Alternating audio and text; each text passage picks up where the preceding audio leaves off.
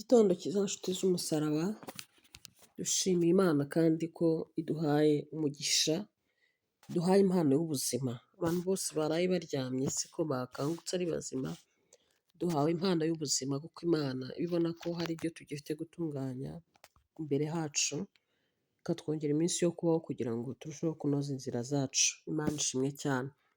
Imana iguhaye ubuzima, ibikubwiye ngo uracyafite gukora rero birangara, ahubwo igihe Imana iguhaye igikoreshe kandi ukorera Imana neza kugira ngo uzabone ingororano ku munsi w'iherezo ry'ubuzima, uzaba ufite imperekeza. Imana ishimwe cyane. Tugiye gusangira ijambo ry'Imana, turasengera muri uyu munsi n'ubundi turarisanga mu gitabo cy'Abefeso, ibice bitandatu umurongo w'icumi kugeza ku murongo w'icumi n'umunani. Umutwe w'amagambo aravuga ngo uburyo bwo gutwara intwaro z'Imana. Reka dusome mu izina rya Yesu Kristo. Ibisigaye mukomerere mu Mwami no mu mbaraga z'ubushobozi bwe bwinshi. Mwambare intwaro zose z'Imana kugira ngo mubashe guhagarara mudatsinzwe n'uburiganya bwa Satani. Kuko tudakirana n'abafite amaraso n'umubiri, ahubwo dukirana n'abatware, n'abafite ubushobozi, n'abategeka isi y'umwijima, n'imyuka mibi y'ahantu ho mu ijuru. Nuko rero mutware intwaro zose z'Imana kugira ngo mubashe gukomera ku munsi mubi, kandi murangije byose mubashe guhagarara mudatsinzwe. Muhagarare mushikamye, mukenyeye ukuri, mwambaye gukiranuka nk'icyuma gikingira igituza, mukwesa inkweto arizo butumwa bwiza bw'amahoro bubiteguza. Kandi ikigeretse kuri byose, mutware kwizera nk'ingabo, ariko muzashoboza kuzimisha imyambi ya wa mubi yose yaka umuriro. Mwakire agakiza kaba ingofero, mwakire n'inkota y'umwuka ariyo jambo ry'Imana. Musengeshe umwuka iteka mu buryo bwose bwo gusenga no kwinginga, kandi ku bw'ibyo mugumye rwose kuba maso, musabire abera bose. Amen. Imana ishimwe cyane kandi Imana ihabwe icyubahiro. Numvise iri jambo ari ryo riramutse riri ku mutima wanjye kuganira n'abantu, uburyo dukwiye gutwara intwaro z'Imana muri ubu buzima, muri uru rugendo. Dusanga igihe kinini tuba turimo turasana. Umuririmbyi yaririmbye aravuga ngo ndi umukristo, aravuga ngo ariko mu ntambara ndasana n'ibyaha, aravuga ngo mfite umugabane Umwami Yesu, nituba hamwe nzahora nesha. Muri iyi nzira rero tukiri mu isi tuba dufashe igihe mu ntambara nk'uko ijambo ry'Imana ribivuga. Kandi niba umuntu afashe igihe mu ntambara, niba umuntu arimo arwana adafite intwaro zihagije, yaneshwa, yatsindwa. Undi muririmbyi aririmba avuga ngo mbese murinzi we, murwanyi we, urabona urugamba rumeze ruti, uhagaze ute? Aravuga ngo guma mu ntambara. Ese waguma mu ntambara ute udafite intwaro urwanisha? Watsinda ute uri mu ntambara ariko nta kintu ufite cyo kurwanisha? Niyo mpamvu rero ijambo ry'Imana dusomye ritubwiye ngo dukwiye kuba dufite intwaro zose, kuko urugamba turiho tutabasha kurutsinda nta ntwaro dufite, kandi nyamara uduha intwaro arahari. Imana ishimwe cyane. Ibisigaye rero mukomerere mu Mwami no mu mbaraga z'ubushobozi bwe bwinshi. Ni ukuri ndumva nabwira ababyeyi bari bunyumve, ndumva nabwira umukobwa uri bunyumve, ndumva nabwira umugabo ngo ambara imbaraga, fata intwaro kugira ngo udatakaza n'imwe mu ntwaro ugomba kuba ufite mu ntambaro uriho, muri uru rugamba ufite. Kuko ukiri mu isi uracyarwana, kandi si n'umubiri na Satani nabo ni abanzi bakomeye baturwanya kugira ngo ahari tube twanyagwa ubugingo. Ijambo riravuga ngo komeza icyo ufite hatagira ugutwara ikamba ryawe. Ni ukuvuga ko ikamba ufite cyangwa se impano y'agakiza nahawe, hari byinshi bihari bishaka kunyaga, bishaka kukunyaga, bishaka kutunyaga kugira ngo tube twabura ubugingo, ariko twambaye intwaro zose z'Imana tubasha guhagarara tudatsinzwe ku munsi mubi, kuko umunsi mubi uba uhari muri ubu buzima, umunsi mubi ujya uza, umunsi mubi waza umuntu akibagirwa ko yigeze kumenya Imana, umuntu akitotomba. Harimo n'abantu bahura n'umunsi mubi bagatuka Imana, bakavuga bati ntubaho, ntiwigeze no kubaho, kubera ko umunsi mubi wabagezeho, kuko yatakaje intwaro. Buriya intwaro uzifite kandi zose uzitunze, umunsi mubi uje urakomera kandi ukagwiza ibyiringiro, ukavuga ngo nibutse ko hariho nyir'ibihe unyuranya ibihe, uzimura iki gihe kibi ninjiyemo, akacyimura akagisimburanya n'ikindi gihe cyiza, aho kugira ngo utuke Imana cyangwa uvume Imana cyangwa se uyivovotere cyangwa uvuge ngo ntibaho cyangwa si yo, ahubwo ukibuka ko iriho kandi inyuranye ibihe izabihindura. Ku munsi mubi rero hari igihe umuntu atsindwa kuko intwaro yazitakaje, ariko iyo umuntu agifite intwaro zose arakomera kandi atsindishirizwa neza. Imana ishimwe cyane.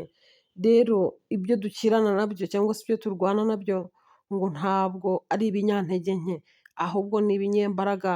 Harimo ngo abatware bo mu isi y'umwijima, abo baraduhiga kandi baraturwanya kenshi. Hari ingabo zirwanira ngo mu kirere z'abadayimoni, izo nazo ziraduhiga umunsi ku wundi, ukabona urarashwe rwose, ariko igihe ufite intwaro zose z'Imana ubasha gukomera ku munsi mubi, niko ijambo ryavuze, ubasha gutsinda, ubasha gutsindishirizwa. Imana ntihabwa icyubahiro cyane. Hagarara ushikamye ukomeye wambaye ukuri, ngo kandi mwambare gukiranuka nk'icyuma gikingira igituza. Iyi ni intwaro ikomeye cyane, iyi ni ingabo ituma umwambi utinjira ku mutima ngo uhinguranye, Satani arashe mu cyico ngo umuntu ahite arangira, ubugingo bwe butakara aho ngaho. Gukiranuka nk'icyuma gikingira igituza.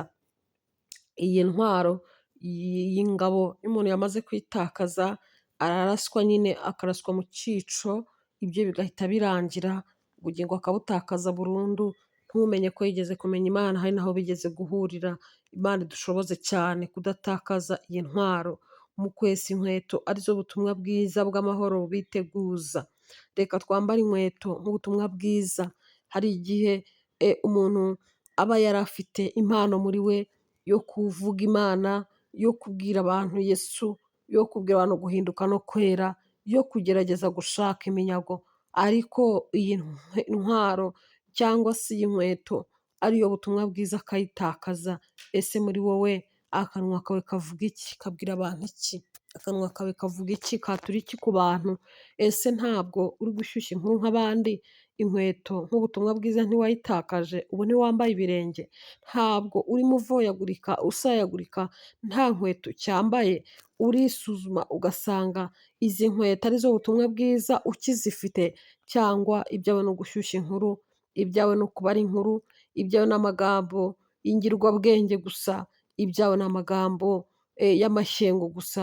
Ongera witekerezeho urebe ko cyambaye inkweto muri iyi nzira, cyangwa se wamaze kwambara ibirenge. Imana idufashe kandi tugirire neza. Ngo kandi ikigeretse kuri ibyo byose, mutware kwizera nk'ingabo, ariko muzazimisha imyambi ya wa mubi yose yaka umuriro. Mwakire agakiza kaba ingofero n'inkota y'umwuka, ariyo jambo ry'Imana.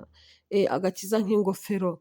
Hari igihe waba ufite umutwe utakirimo ingofero, waramaze kuyitakaza, warabonye ntacyo bivuze, kuba mu gakiza ntacyo bivuze, ukavuga uti baratubeshye igihe babitubwiriye ngo nidukizwe, bakatubwira ngo Yesu azaza ari hehe, ko imyaka ibaye myinshi, ko igihe kibaye kirekire tumutegereje, kuba mu gakiza bimariye iki?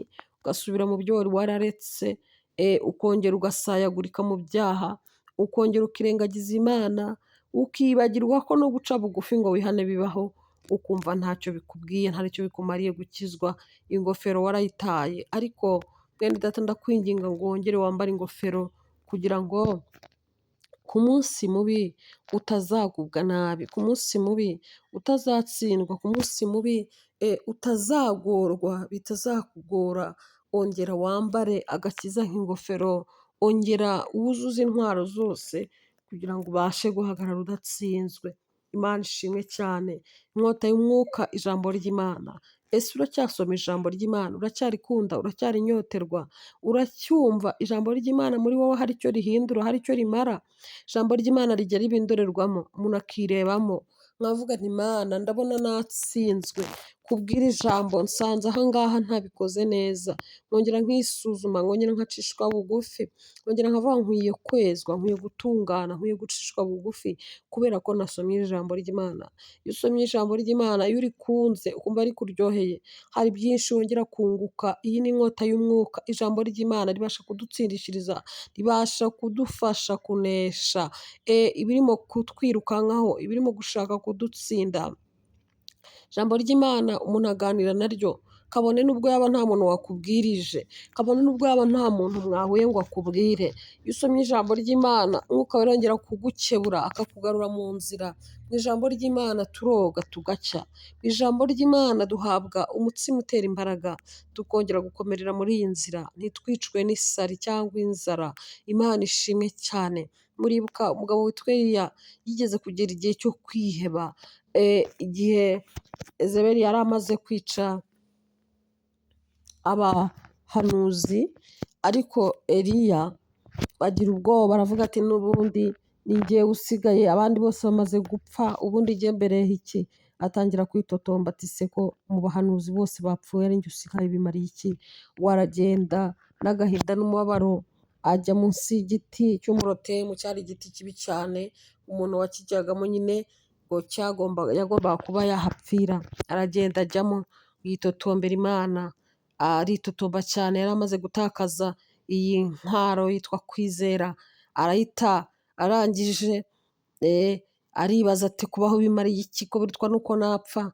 Arivovota, ariko Imana nziza, Imana yuzuye urukundo n'imbabazi, imusanga aho hantu, bituma igikona kumushyira umutsima, Imana ishimwe cyane, kumushyira amazi kugira ngo yongere arye, yongere anywe, yongere agwize imbaraga, yongere akomere. Nuko akomeza urugendo, ahumurizwa ari aho hantu, ahabwa impamba, arakomera kandi arakomeza.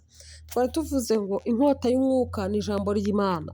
Ijambo ry'Imana muri wowe niriba rikeya cyangwa se niriba ari ntaryo, uzagwa isari, uzagwa umwuma, uzamera nk'abandi bose, ibyiringiro byawe bizashira, bizakama. Nuhura n'ikibazo ntabwo uzibuka yuko hariho ibyiringiro ku giti cyatemwe cyongera gushibuka. Imana idutabare cyane kandi Imana itugirire neza. Nuhura n'ibintu bikagukomerera, uzibagirwa yuko mu batubanjirije harimo abageragejwe kandi bagahumurizwa n'ijambo ry'Imana, bagakomera, bakongera kwibutswa ko hakiriho gukomera.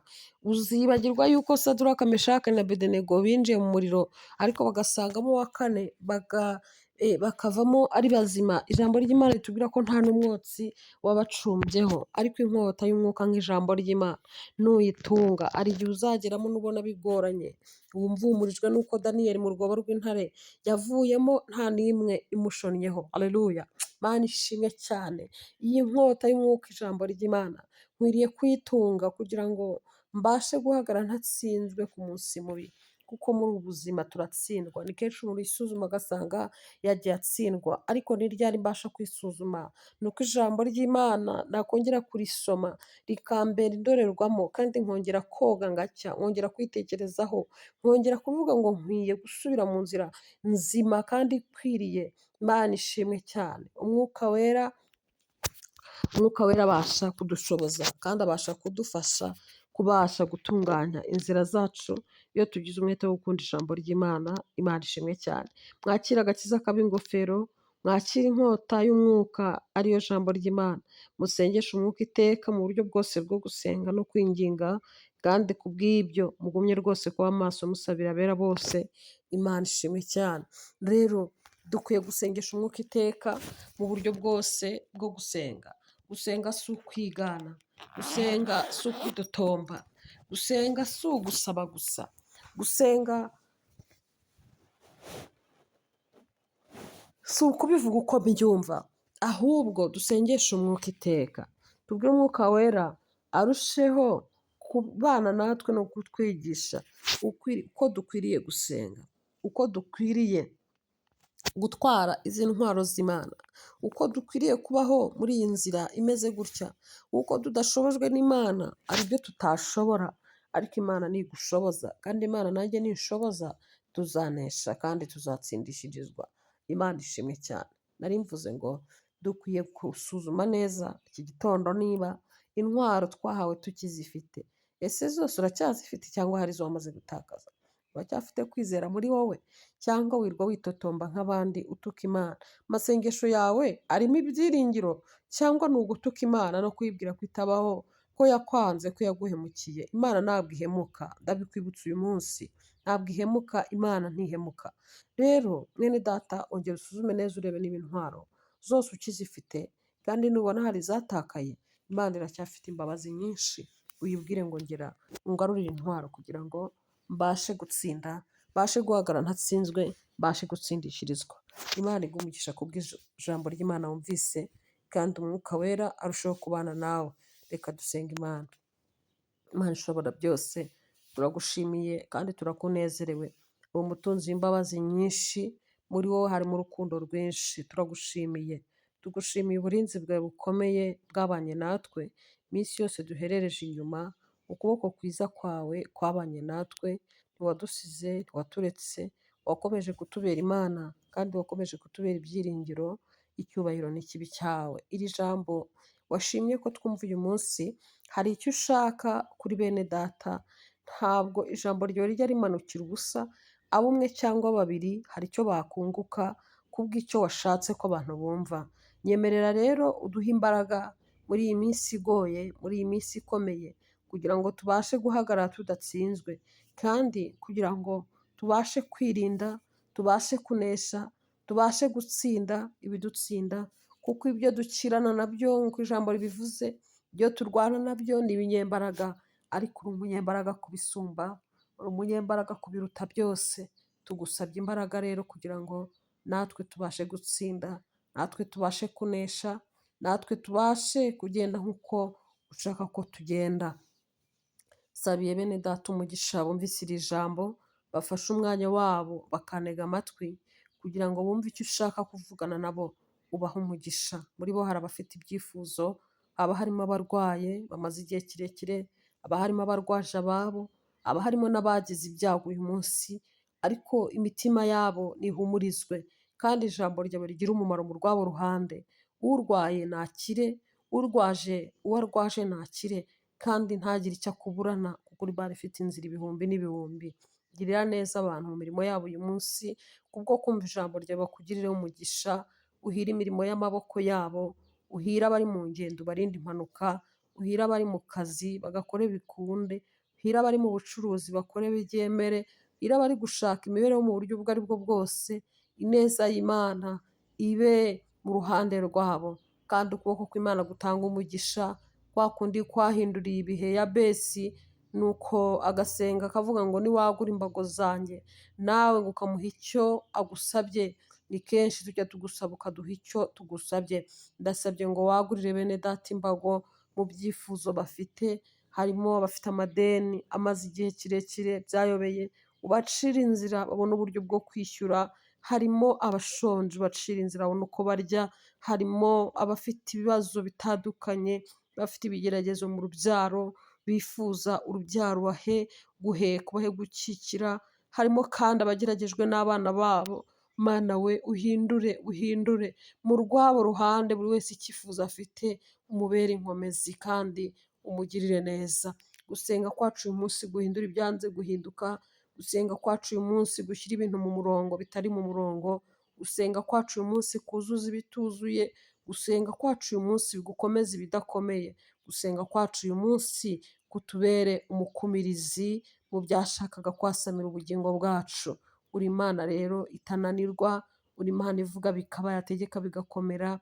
Kubwira ijambo umuntu wese umuhe gutwara intwaro zose mu buryo bukwiriye, abazitakaje wongere kuzibagarurira kubw'urukundo rwawe, abari bagiye kugwa ubagarure, abari basubiye inyuma ubakanguze urukundo rwawe.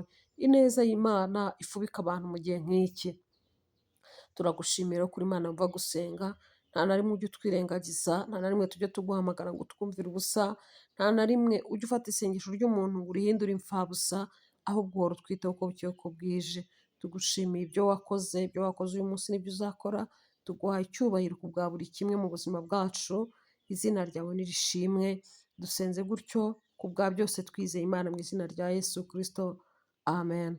Imana iguhe umugisha we twabanye, kandi Imana igushyigikire, Imana ihaze kwifuza kwawe muri byose, mu izina rya Yesu, amen. Mugire umunsi mwiza kandi muze guhaha muronke bikunde.